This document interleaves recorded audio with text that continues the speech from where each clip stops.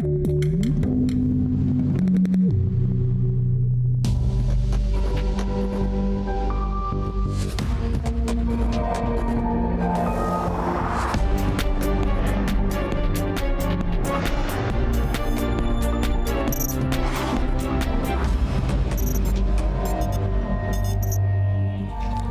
año pasado, casi 8,000 mujeres perdieron la vida debido al cáncer de mama.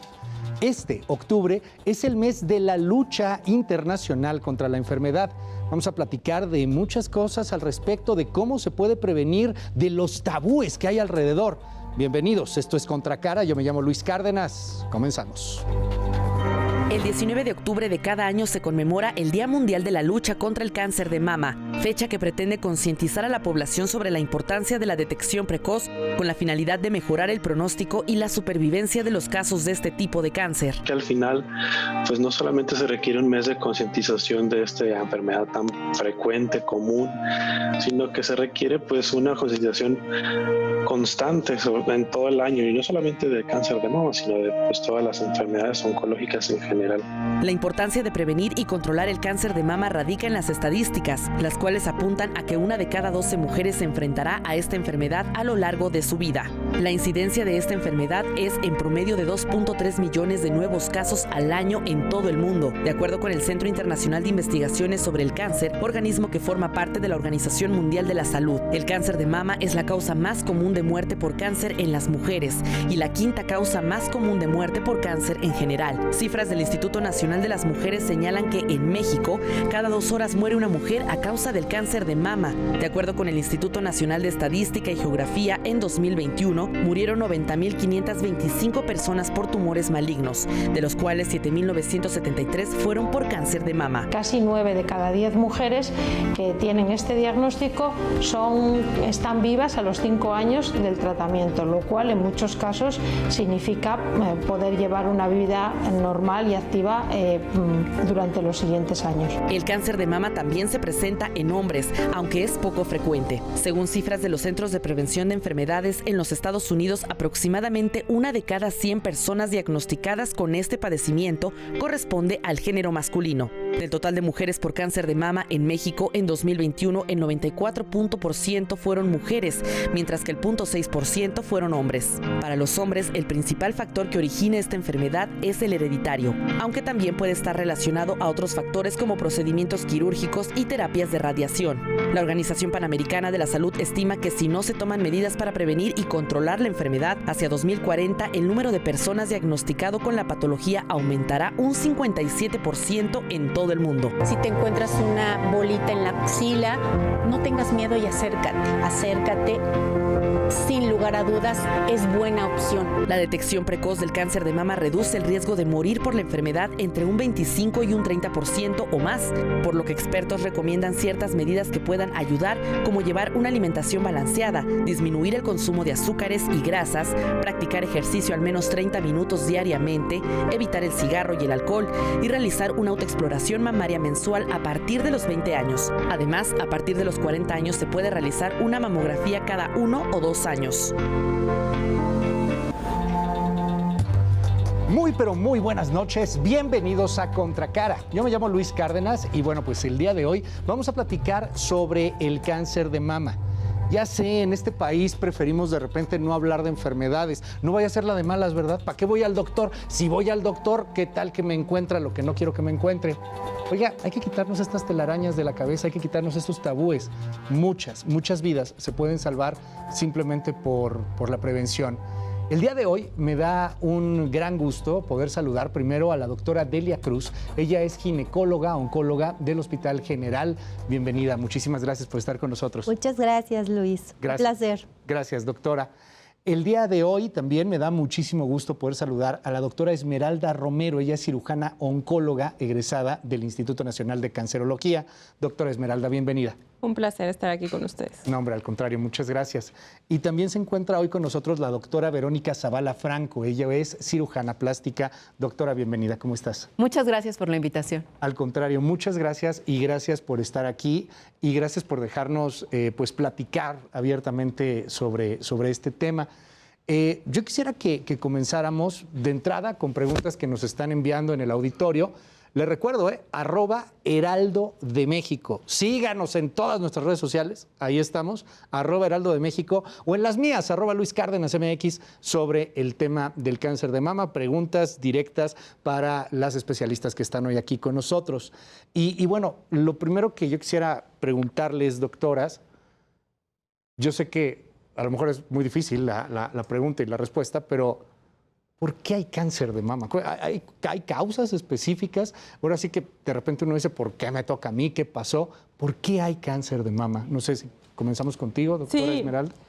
Digo, este es uno de los puntos más importantes, sobre todo si queremos encontrar el origen de los problemas relacionados a cáncer, ¿no? Sí hay específicamente en cáncer de mama factores de riesgo bien descritos.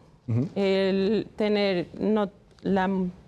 hijos, no tenerlos, el uso de anticonceptivos, antecedentes heredofamiliares, pero la realidad es que el factor de riesgo más importante para tener cáncer de mama es ser mujer, ¿no? Claro. Y partiendo de eso, saber que 1 de cada 8 mujeres a lo largo de su vida va a desarrollar un cáncer de mama, digo, pues es un tema importantísimo para todos, ¿no? A ver, este dato que me das brinca mucho y yo creo que lo podemos tener aquí con mucha claridad en nuestro auditorio.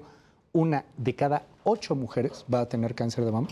Sí, esas son las cifras. Okay. En algunos países se llega a hacer la estadística en 1 de cada 11, pero la realidad es que 1 de cada 8, 1 de cada 11 sigue siendo un número muy alto. Yo quiero preguntar algo que brinca mucho en este asunto. ¿Se puede prevenir, doctora? Sí, Luis. Bueno, más que nada, hablando de prevención, vamos a hablar uno de detección. Claro. Hablando de detección temprana, que es distinto, ¿no? Que es distinto. O sea, porque es que habrá, y perdón la interrupción, pero es que de repente hay quien dice, no, pues si comes arroz blanco con chocolate, ya no te va a dar. O sea, de repente hay cada rumorología impresionante en las redes, ¿no? No, es distinto. Y obviamente en cáncer de mama la detección temprana es sumamente importante. Porque si nosotros la detectamos en una etapa temprana, vamos a poder encontrar altas tasas de curación. Ahora, hablando de prevención, claro que lo podemos prevenir, o una alimentación balanceada. Se habla de ejercicio físico aeróbico alrededor de 75 minutos a la semana, no fumar, alcoholismo o evitar el alcoholismo, que son factores de riesgo que están muy relacionados con el cáncer de mama. Entonces, si nosotros contribuimos a estos factores, podemos ayudar a la prevención. Y la detección, que es otra cosa, que el punto clave es no llegar hasta que la paciente ya tiene un bulto, un nódulo, un síntoma, sino lo más importante sería que todas las mujeres acudan asintomáticas a su chequeo o al médico. ¿A partir de qué edad hay que hacerse un chequeo anual? Y a partir, no sé si es anual o si es semestral, o cómo hay que hacer el chequeo. Y bueno, ¿cómo se puede hacer una autoexploración, doctora Verónica? Bueno, es importante que todas las mujeres conozcamos nuestro cuerpo. Muchas veces nos da pena tocarnos, ¿no? Claro. Pero es muy, muy importante realizarlo. Todas las mujeres en general tenemos mamas y no tiene que darnos vergüenza, porque es nuestra salud, es cuidarnos por nosotras, por nuestros hijos, por nuestras familias. Entonces es importante que realicemos una autoexploración cada mes. Cada mes nosotras debemos de conocernos. Generalmente es después de nuestro ciclo menstrual, es que nos tocamos. Hay diferentes formas en las que debemos de colocarnos, incluso frente a un espejo. Creo que ya la información es mucho más accesible que en otras épocas, y también los tabús se han ido quitando un poco. También es muy importante saber si nosotros tenemos antecedentes en la familia de cáncer de mama, porque entonces vamos a tener que tener apoyo, sobre todo como de mastografías o ultrasonidos, antes, más temprano, en comparación si somos una mujer que no ha tenido antecedentes familiares, pero siempre es recomendable hacerlo en forma anual. Mencionas, doctora, algo que a mí me parece fundamental, los tabúes, el asunto de que tenemos miedo de tocarnos, el asunto de que de hecho en este país a veces tan misógino, tan ultraconservador, entre los hombres no se habla nada, ese es un asunto de las mujeres, ese es un asunto que le toca a ellas y uno no tiene ni por qué meterse. Y déjenme entrar ahí, ¿cómo jugamos los hombres en este tema? ¿Jugamos de alguna u otra manera? ¿Cuáles han sido sus experiencias, por ejemplo? Yo creo que, a ver, el cáncer de mama es el principal cáncer, el más prevalente en el mundo y en México, ¿no? O sea, la incidencia es igual en cualquier país de primer mundo y en nuestro país. Sí. Lo que sí está bien marcado es la diferencia en la mortalidad, ¿no? En México, en países tercermundistas, la mortalidad es mucho más alta que en países primermundistas. ¿A qué se debe eso? A una educación en la salud, ¿no? Desafortunadamente, nuestra población no está educada para aceptar, digámoslo así, la responsabilidad que tenemos sobre nuestra propia salud, ¿no? O sea, sí, nuestra educación, nuestra población es machista, es no deberías no te preocupes por eso. Además, como que la mujer mexicana está educada para ser muy resiliente, ¿no? O sea, pone en primer lugar muchos otros temas y después va a su propia salud. Pero hoy por hoy la sociedad debe ser una responsabilidad compartida, ¿no? O sea, los hombres en nuestra sociedad deben formar ambientes de seguridad, ambientes de apoyo, para que las niñas, las adolescentes que prontamente van a ser susceptibles de tener este padecimiento sientan un ambiente seguro para poderse detectar a tiempo, ¿no? Déjenme preguntar algo, porque esto yo lo veo mucho en los comentarios que nos manda la audiencia, en los mensajes que de repente vemos al aire. ¿Hay o les ha tocado el caso de mujeres, por ejemplo, que solamente quieren ser exploradas o tratadas por otras mujeres? Sí, indudablemente. Sí, hay mujeres que solamente piden doctora ginecóloga específicamente, ¿no? Porque les da pena, les da temor, o me van a lastimar, o simplemente con el estudio de la mastografía. No quieren realizarlo porque duele. Entonces hay muchos mitos, hay muchos tabúes sobre esto. ¿Y tiene que doler necesariamente la mastografía? ¿No hay avances en torno al tema? ¿Sigue doliendo? Y seguirá doliendo. Me ves con una cara de, se ve que no eres mujer. Sí, no, por eso pregunto. Es que las mamas son bastante sensibles, claro, entonces esa presión sí lastima, pero lastima muchísimo más tener una enfermedad que no sea curable, ¿no? Entonces, en comparativa, creo que los beneficios son muchos. Entonces podemos hacérnosla y soportar un momentito de dolor. ¿Cómo es una mastografía? A ver, describámoslo para la gente que a lo mejor va a tener su primera mastografía, para las mujeres que nos escuchan y van a tener su primera mastografía en algún momento. ¿Qué esperar? ¿Qué me dices, doctora? Es un estudio de imagen que se debe realizar en un centro especializado. Eso sí, hay que tener mucho cuidado y que sean especialistas los que están haciendo el estudio y los que van a interpretarlo, ¿no? Es un estudio de imagen en el que se toman dos proyecciones, que para nosotros es como un mapeo de la mama. Se toma una proyección cefalocaudal y una lateromedial, ¿no? Esas dos proyecciones es el proceso más doloroso del procedimiento porque es básicamente comprimir el tejido mamario como para extenderlo en una especie de fotografía. Siempre les digo. Perdón por el verbo, pero ¿es aplastarlo más o menos? Sí. Sí, es aplastar tu mama. Es doloroso. Sí. No es que sea extremada, pero es doloroso. Es doloroso, pero a mí sí me gustaría también como hacer una acotación ahí. Las pacientes que tienen implantes mamarios también muchas veces tienen miedo de hacerse una mastografía porque sienten que esta presión que va a ejercer va a romper el implante. Y es seguro, a pesar de tener implantes. ¿Eso no ha pasado o no puede pasar? Los implantes, si están aprobados por la FDA y por la COFEPRIS, deben de tener unas pruebas que son de seguridad. Y parte de estas pruebas es que aguantan 1 tonelada de presión. Entonces, la máquina no ejerce 1 tonelada de presión y generalmente se empuja el implante, aunque si son de baja calidad, sí puede suceder. A ver, esto es muy importante porque pues en estos momentos en el país y en el mundo cada vez se hacen cirugías estéticas personas muchísimo más jóvenes. Hace poco tuvimos una mesa aquí con cirujanos plásticos y bueno, había quien nos decía de chicas que se habían hecho implantes mamarios 16, 17 años, inclusive hasta más jóvenes. Si alguien se hizo ya un implante mamario de forma estética, ¿tiene que hacerse una mastografía muchísimo más temprano, no hasta los 40, por ejemplo, o puede esperar? No está relacionado directamente con aumento en el riesgo. Lo que sí es que no se puede omitir el estudio, ¿no? Claro. Me ha tocado también muchas pacientes que dicen, bueno, me duele mucho la mastografía, no me voy a hacer mastografía, me voy a hacer un ultrasonido, pero eso no equipara, ¿no? Lo único que ha demostrado disminuir la mortalidad hasta en un 48%, hablando de cáncer de mama, es una mastografía anual. Dime, doctora Delia, ¿cómo puede llegar a ser una reticencia de los pacientes a quererse hacer alguna exploración o a quererse hacer un estudio, alguna experiencia que te haya tocado vivir que nos puedas compartir de algo que a lo mejor se pudo haber evitado o de lo contrario, alguien que lo hizo a tiempo y pudo salvarse? Sí.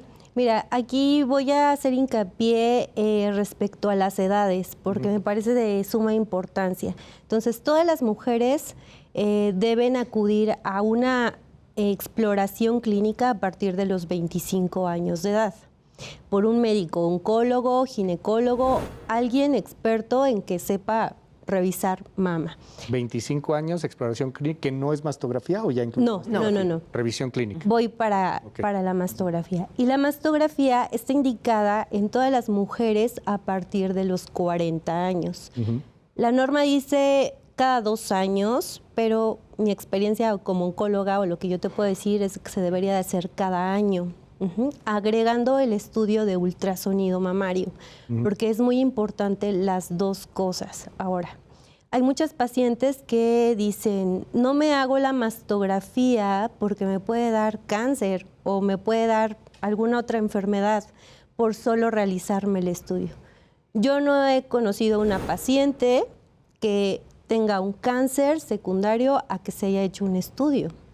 Pero sí muchas pacientes con cáncer que no se han realizado su mastografía o que en su vida se realizaron la mastografía. Entonces es muy importante ese punto, que las mujeres a partir de los 40 años tienen que acudir a hacerse su estudio de mastografía. A ver, hace un momento nos quedamos con algo ahí en el tintero, insisto un poco en el tema. ¿Cómo deben de jugar los hombres en este aspecto? O sea, hay personas que, bueno, pues están casadas o viven en pareja o algo por el estilo, a lo mejor eso tiene ahí alguna coadyuvancia, y hay otros temas que me da terror decirlo, pero es real. Gente que inclusive llega a abandonar a sus parejas cuando hay este tipo de cuestiones. ¿Cómo juegan no solamente los hombres, sino la familia en general en este asunto? En un país como México, en donde también es muy conservador y en donde nos cuesta mucho trabajo hablar de pronto de los temas sin tapujos. Sí, creo que una pareja tiene que ser eso, tiene que ser tu apoyo, la familia. Esta patología no solo afecta a una persona, afecta a todo un núcleo familiar. Y además, si nosotros estamos hablando de México, que gran parte de los jefes, bueno, serían las jefas de familia, muchas son mujeres que tienen que trabajar para mantener a sus hijos sin una pareja al lado, en donde ya ocurrió el abandono desde antes. Estamos diciendo que también tiene un peso económico y social muy grande. Entonces es algo que sí tenemos que atacar desde el principio. Pero también han llegado, en mi caso, ¿no?, pacientes que quien lo detectó fue la pareja. Ok. Ajá, porque ellas no se realizaban la exploración ni iban con un médico. En algunas ocasiones, yo creo que a todas nos pasó, sobre todo en el servicio social, que es una cultura todavía con menos apertura. Entonces no está bien visto que vayan a que un médico las revise y les toque el pecho, ¿no? Porque los esposos sienten, ay, ¿por qué va a ir? ¿No? Ajá, ¿por qué va a ir a que le toque el pecho al doctor? De la mujer es mi propiedad. Ajá, ¿qué pretende salir a hacer esto? ¿No? Pero creo que tenemos que estar conscientes de la importancia que tiene la salud de la mujer. ¿Qué es lo que se detecta en este caso? ¿Es como una bolita? ¿Es una mancha? ¿Es todo? ¿Cómo es una autoexploración? ¿Cómo podríamos describirlo para nuestro auditorio, doctora Esmeralda? Bueno, la autoexploración es el revisarme yo mis mamas, como ya mencionaban, a partir de los 20 años frente al espejo. Pero el objetivo de la autoexploración no es detectar oportunamente, ¿no? Hacerme una autoexploración mensual no equivale a que tenga que ir al médico y no equivale a que me tenga que hacer mi mastografía a partir de los 40, ¿no? La idea de la autoexploración es conocer mi propio cuerpo para detectar si en algún momento hay algo que pueda ser catalogado como anormal, ¿no? ¿A qué se le llama algo anormal? Pues ya síntomas muy sugestivos de cáncer. Alguna bolita, cambios en la piel, secreción por el pezón. Esos datos ya son francos de cáncer y la idea es que no lleguemos a eso, ¿no? O que si llegamos se pueda detectar de forma oportuna. Ahora, una vez que tocamos madera, nadie quiere que esto suceda, pero se detectó el cáncer. Y ahora viene todo un proceso durísimo. ¿Cómo se detecta de entrada, doctora Delia? O sea, ¿cómo sabemos, híjole, sí, es cáncer? Ok. Lo primero es encontrar una mastografía anormal, que nosotros utilizamos una clasificación llamada BI-RADS.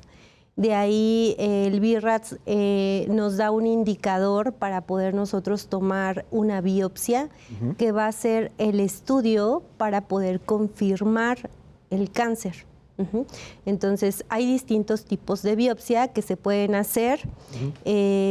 Todo esto va a depender y siempre va a tener que ser manejado por un oncólogo. Eso es muy importante. Nada de...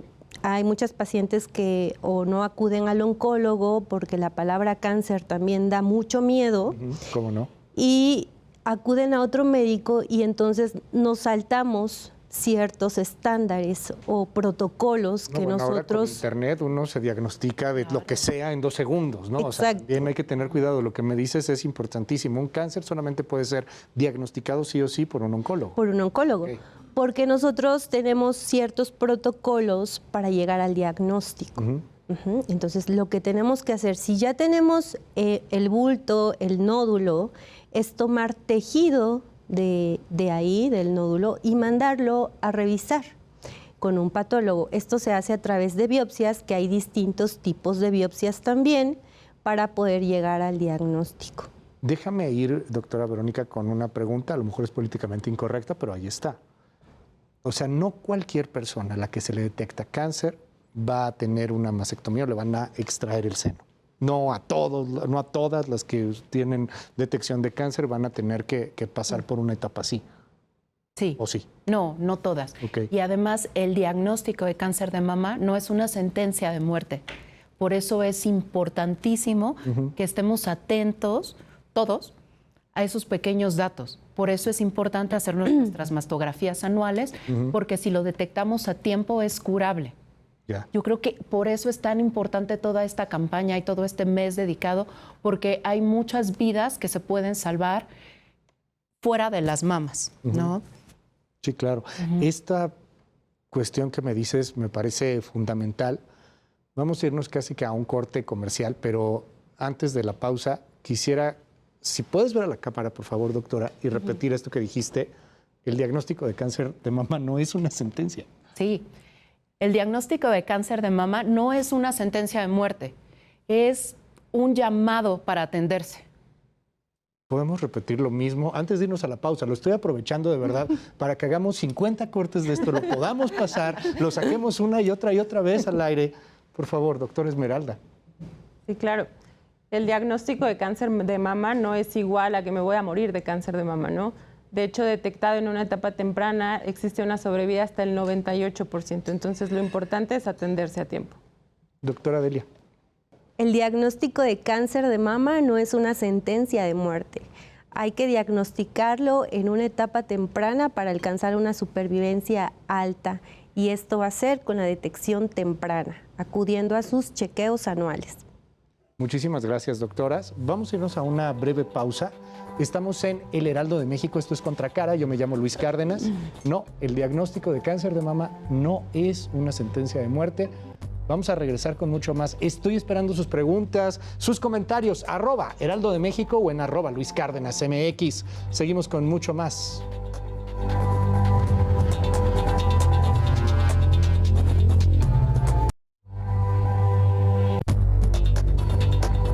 Regresamos, seguimos aquí en Contracara, estamos en Heraldo Televisión, yo me llamo Luis Cárdenas y no sabe cómo aprecio sus comentarios en @Luis Cárdenas MX o en @Heraldo de México.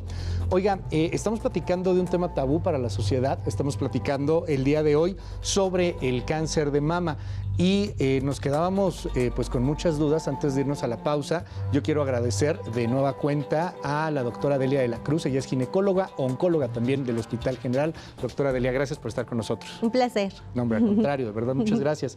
Y está con nosotros también la doctora Esmeralda Romero, ella es cirujana oncóloga del Instituto Nacional de Cancerología. Doctora Esmeralda, gracias. Gracias. Muchísimas gracias. También se encuentra con nosotros la doctora Verónica Zavala Franco, ella es cirujana plástica. Doctora Verónica, mil gracias. Gracias. Gracias por esta conversación, gracias porque podemos platicarlo así, sin tabús. Gracias además por pues estos testimonios y por pues invitar a todas las personas que nos están viendo a la autoexploración. Además, pues también de poder incluir a todo lo que tiene que ver con la familia, a todo lo que tiene que ver con la gente, a todo lo que tiene que ver con el apoyo que hay detrás de una paciente con cáncer. Quiero que escuchemos el testimonio del coordinador de programas sociales en la Cruz Roja. Él es Víctor Vela Rangel y nos dice algo muy importante. La segunda causa de muerte en México de mujeres, bueno, pues justamente viene por el cáncer de mama. Escuchemos. A nivel nacional ocupa el segundo lugar de causas de muerte en todo el país. En primer lugar están los problemas de cardiovasculares, que también se han incrementado, y en segundo lugar está el cáncer de mama. No, me brinca muchísimo que sea el segundo lugar, ¿no? O sea, es una brutalidad de muertes que se pueden prevenir y que bueno, pues requieren todos estos cuidados y todas estas cuestiones que mencionábamos un poquito antes de irnos a la pausa. Pero hay algo que quisiera poner sobre la mesa y es la estigmatización de quién padece cáncer de mama.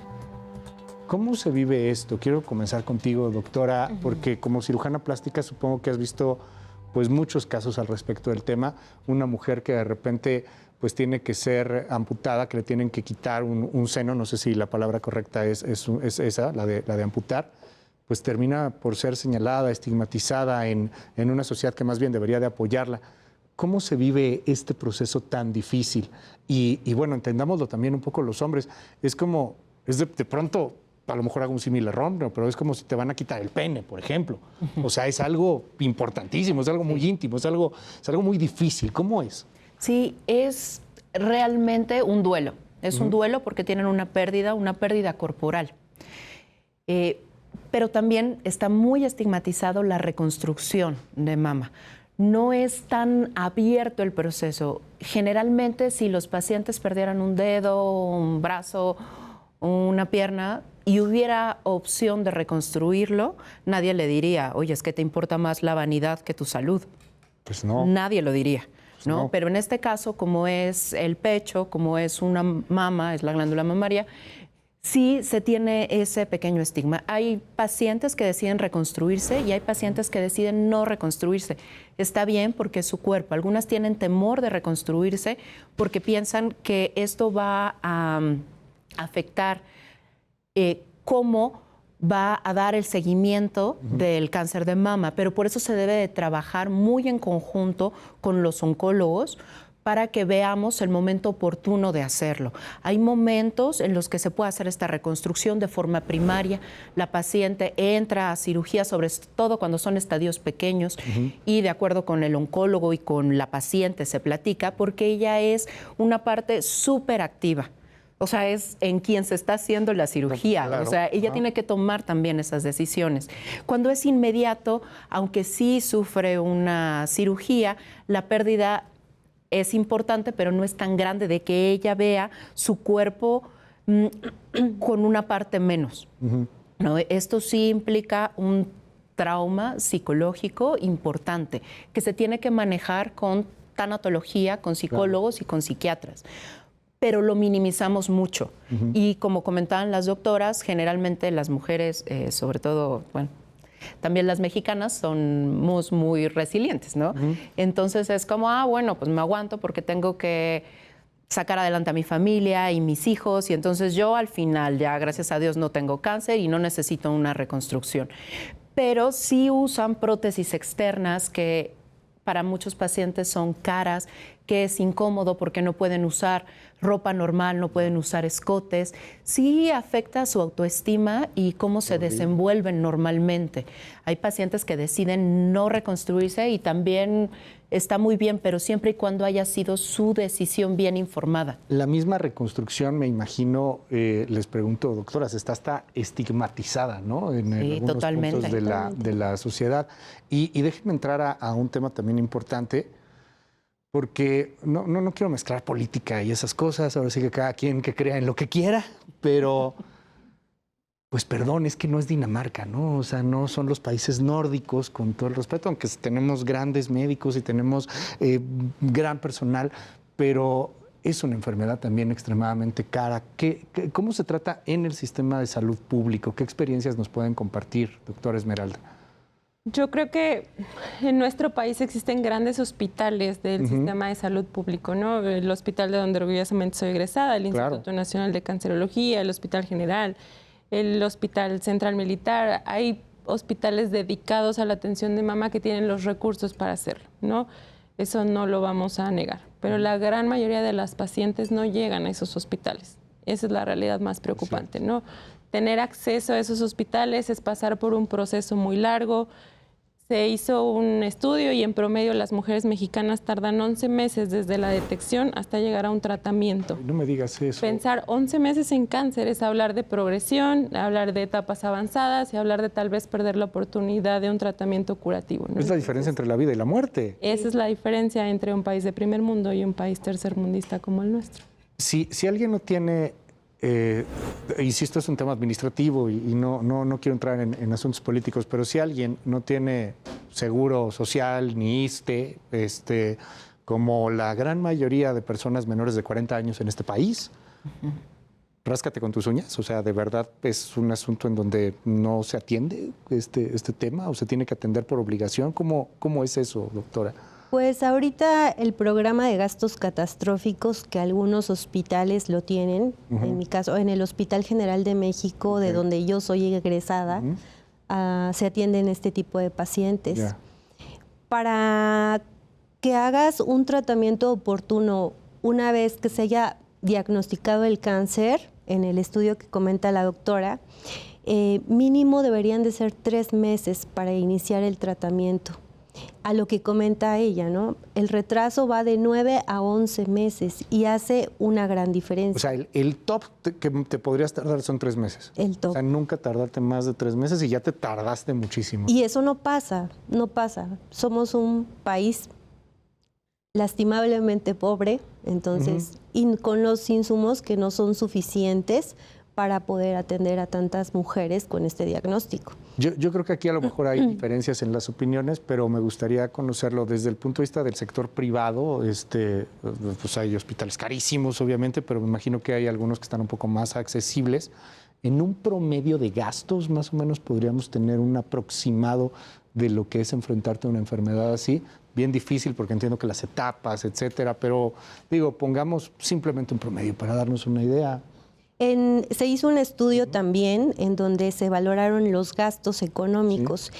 Y hablando del sector público, el costo anual de una paciente con cáncer de mama aproxima los 110,000 pesos anuales. 110,000 pesos anuales. Y no quiero comentar, si lo multiplicamos al público, si hablamos de privado, puede multiplicarse por 5 veces.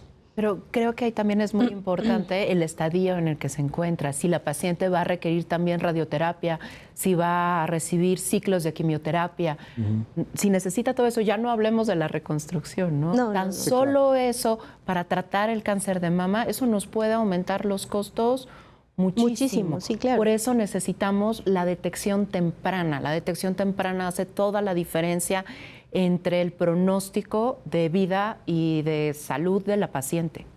Una vez que alguien es detectado con cáncer de mama, en este caso en el que estamos hablando, pues viene una etapa que también ha sido extremadamente estigmatizada, muy dura, y es esta parte de las quimioterapias, ¿no? ¿Cómo nos las pueden describir? ¿Qué es a qué es a lo que se enfrenta una persona pues, que está recibiendo un tratamiento brutal de radiación para matar células malas, pero también entiendo células buenas, doctora Esmeralda. Es muy importante que entendamos que el manejo de cáncer de mama es un manejo multidisciplinario, ¿no? Existen las especialidades quirúrgicas, ginecología oncológica, cirugía oncológica, que nos encargamos pues de la parte quirúrgica como tal. Déjame, te hago un paréntesis ahí. ¿Cuántas personas tendrían que estar, cuántos especialistas en un cáncer de mama, por ejemplo? Un cirujano, alguien de la parte quirúrgica, alguien de oncología médica, algún radioterapeuta y pues alguien de cirugía plástica, que sin duda es importante también planearlo desde el principio. Y súmale psicólogos y psiquiatras que también tendrían que estar, ¿no? Nutrición. Sí, o sea, de menos 7 especialistas. Sí, exacto. Wow, perdón, te interrumpí, doctor. Pero eso, el manejo multidisciplinario, es lo que más ha impactado en la sobrevida de las pacientes, ¿no? No está bien tampoco que una paciente sea tratada únicamente por un cirujano y ya yo como cirujano llevo todo el manejo y todo lo que siga después y la vigilancia, eso no está bien, ¿no? Lo multidisciplinario es lo que más impacta en la sobrevida de las pacientes. Entonces, la parte de la quimioterapia la llevan los oncólogos médicos. Ellos son los especialistas porque es una especialidad adicional que están preparados en el manejo de medicamentos quimioterapéuticos, vías de administración. No todas las quimioterapias son intravenosas, hay algunos tratamientos que pueden ser orales, dependiendo del estadio de la paciente, pero vamos, sí es importante que ellos coordinen esa parte. ¿Qué puede esperar una persona? Te lo pregunto, doctora, especialista en el tema, como oncóloga, ¿es forzosamente una quimioterapia y otro tipo de medicamentos? Sí, todo va a depender del tipo de cáncer de mama en el que se encuentre, ¿no? Hay 4 tipos, hablando molecularmente, entonces no todas requieren quimioterapias. Algunas requieren hormonas y aparte hay otras pacientes que requieren adicionalmente radiaciones. Entonces, realmente físicamente pues es un impacto en ellas, físicamente, socialmente. El cabello, es como, ¿no? como tú dices, ¿no? Es un medicamento que va a acabar con células malas, también con células buenas sin matarte, imagínate. Entonces, el impacto viene siendo extremadamente doloroso en algún momento para ellas. Tienen caída de cabello, náuseas, vómitos, fatiga, muchos malestares en general. Entonces, es muy importante. Díganme algo. En toda esta parafernalia alrededor del cáncer de mama, hay un asunto en el cual me gustaría seguir insistiendo y es este tema de la prevención, y es que nos preguntan esto, porque si hemos hablado, no, pues acude, ¿a dónde acudir? Vuelvo a la pregunta de hace un rato. Seamos francos, es un país en donde la mayor parte de mexicanos no tiene seguro social, ¿no? O sea, ya ni se diga seguro privado. ¿Dónde te puedes hacer este tipo de exámenes? ¿Son caros este tipo de exámenes, doctora, por ejemplo? Depende el nivel socioeconómico. O sea, la realidad es que hay mucha gente que ni siquiera tiene un trabajo estable. Entonces, un medicamento de 20 pesos resulta bastante caro porque significa que sus hijos no van a comer una semana. Entonces, viéndolo así, es caro. Claro. ¿Hay algunos programas que se abran para personas que no están aseguradas por ninguna institución y puedan hacerse estos exámenes? Sí, hay diversas instituciones que hay. Uno es el FUCAM, otro es el COI, instituciones públicas como el Hospital General de México. Pueden ir a sacar su carnet, hacer su trámite y pedir la solicitud del estudio. La otra es Fundación Luis Pasteur, también existe, les cobran una cuota, pero es mínima, entonces la pueden pagar. En realidad la mastografía y el ultrasonido es un estudio caro y que tiene que ser realizado en una institución calificada, porque no cualquiera institución la puede realizar. Todas estas tienen que pasar por ciertos niveles o especificaciones de COFEPRIS y que estén autorizadas a nivel sanitario. Déjenme compartir un testimonio de una paciente con cáncer de mama, de una sobreviviente o superviviente. Y bueno, si les parece, pasamos a preguntas directas de nuestro auditorio. Lo escuchemos. Con la ginecóloga fue porque necesitaba yo comprar una póliza de gastos médicos. Me hizo la revisión, sin embargo ella me dijo falta una mastografía para complementar todo. Y al siguiente día me hablaron, ¿sabe qué? Necesito que venga, quiero que cheque su resultado y lo lleve inmediatamente con su ginecóloga. Me dijo, confirmado, esto es un cáncer. @Heraldo de México, estamos en todas las redes sociales o yo estoy en todas las redes también, en @Luis Cárdenas MX. Oiga, a ver, muchas preguntas del auditorio, ¿les parece si vamos, ponemos la pregunta y ahora sí que quien quiera lanzarse y contestar, se vale de todo? A ver, esto ya no lo dijeron hace rato, pero va de nuevo, claro que sí.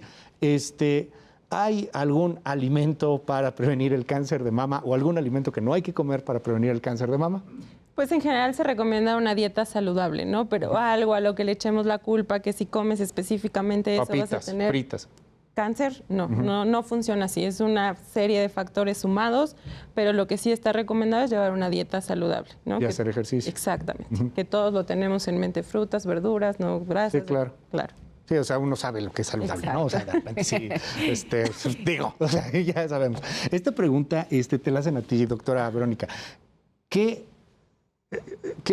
Obviamente supongo que hay de cirugías a cirugías, pero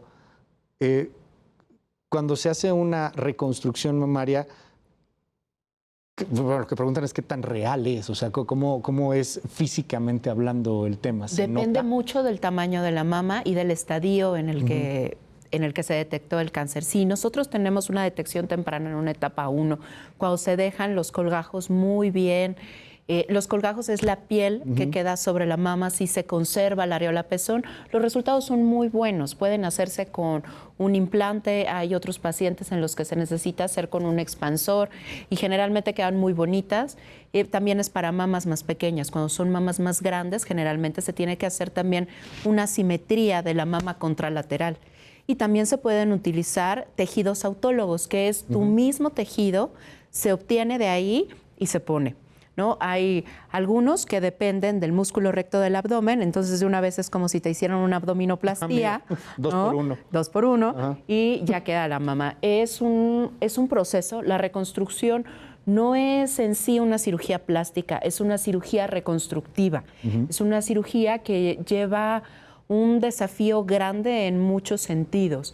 Incluso debemos de saber cuál reconstrucción elegir porque también nos puede atrasar tratamiento del cáncer, como las radioterapias o cuando sí podemos hacer una reconstrucción, cuando podemos poner implantes y cuando no. Si ya tuvieron, por ejemplo, radiación, no es tan conveniente poner un implante porque entonces se va a exponer y tenemos que utilizar esos tejidos autólogos. Pero en general las mamas se ven muy reales, naturales, y eso es siempre y cuando se tome en cuenta también la mama contralateral. Ya.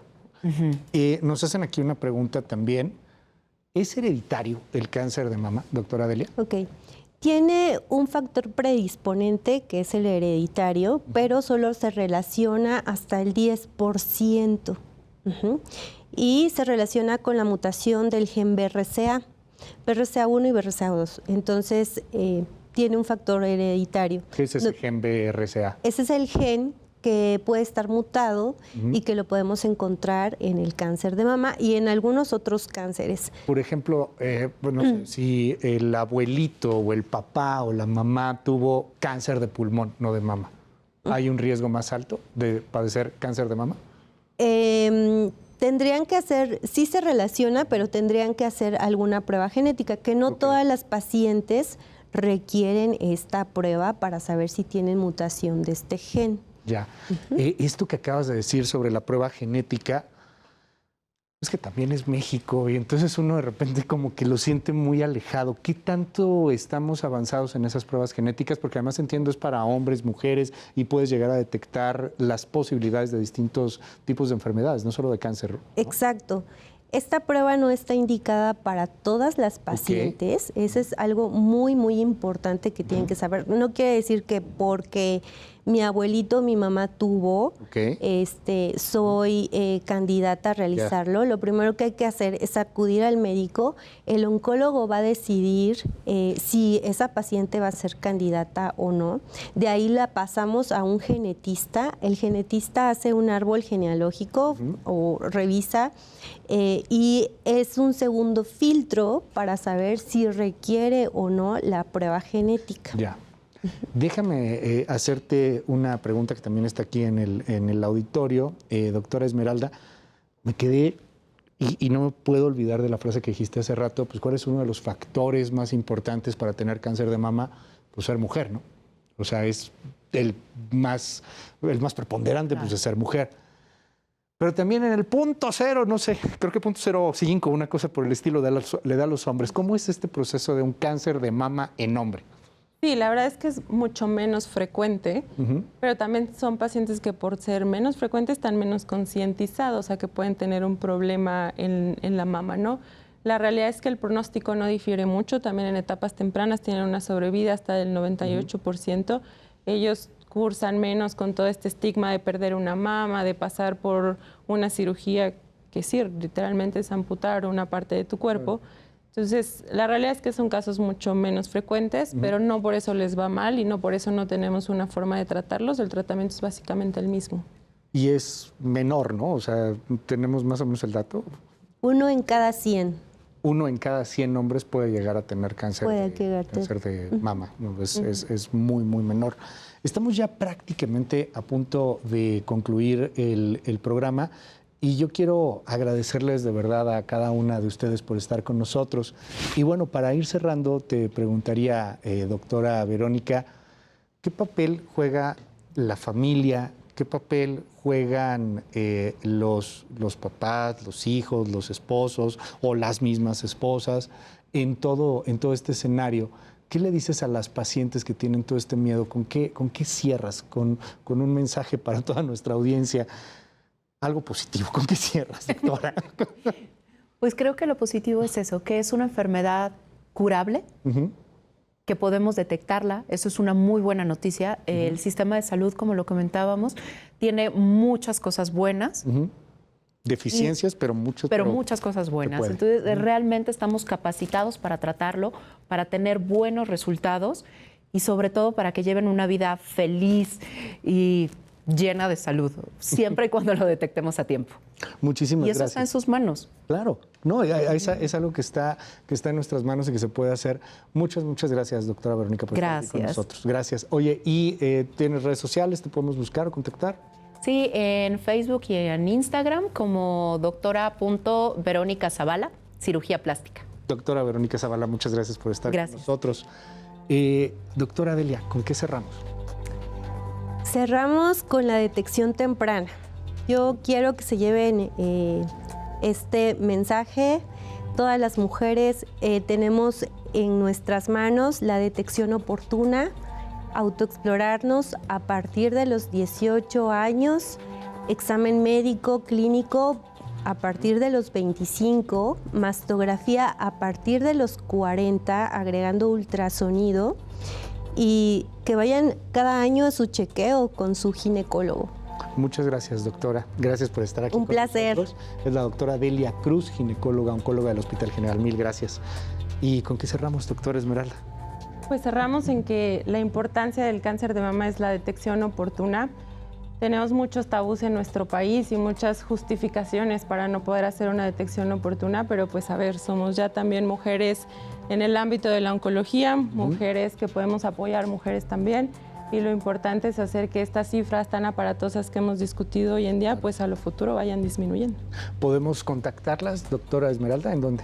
Sí, me pueden buscar en internet como doctora Esmeralda Romero, Instagram, Facebook. Gracias, es la doctora Esmeralda Romero. Y, perdón, tus redes sociales, doctora Delia. Sí, a mí me pueden encontrar en redes sociales, en Facebook como doctora Delia Cruz, en Instagram como OncoGineline, en Doctoralia también estamos, y bueno, en Hospital Ángeles, México. Doctoras, muchas gracias por estar aquí esta noche con nosotros. Y sobre todo gracias a usted, ya nos volvimos a desvelar, oiga. ¿Sabe qué? Cuando hablamos de este tipo de temas, me doy cuenta de que gastar tanto tiempo como lo gastamos en politiquerías, a veces no vale la pena. De repente todo cambia, ¿no? De repente lo más importante resulta ser poder prevenir y poder vivir y poder amar. Ame mucho, quiera mucho. Descanse, duerma bonito. Bye bye.